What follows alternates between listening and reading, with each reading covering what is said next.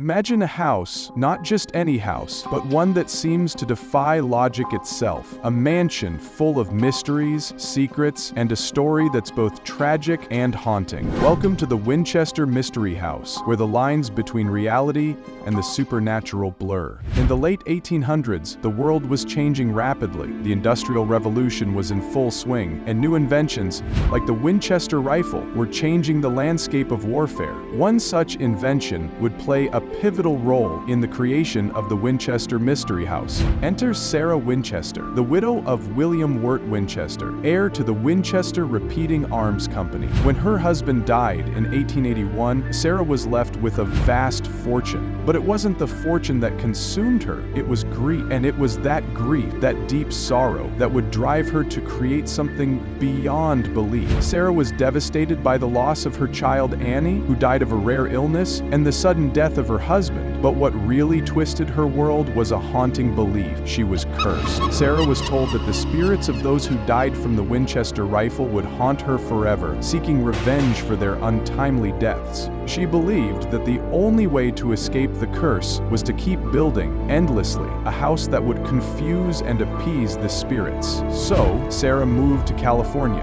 bought an unfinished farmhouse, and began a project that would consume her for the rest of her life. Sarah's obsession with construction never stopped. The house, which started as an ordinary farmhouse, grew into something far more bizarre. For 38 years, she hired workers day and night to build and renovate, changing the plans as often as the weather. The house became a maze of stairways leading to nowhere, doors opening to walls, and windows looking out onto other rooms. Why all the strange designs? Was it really to trap the spirits? Sarah believed that by creating this labyrinth, she could confuse the ghosts and keep them from finding her. But as the house grew, so did the legends surrounding it.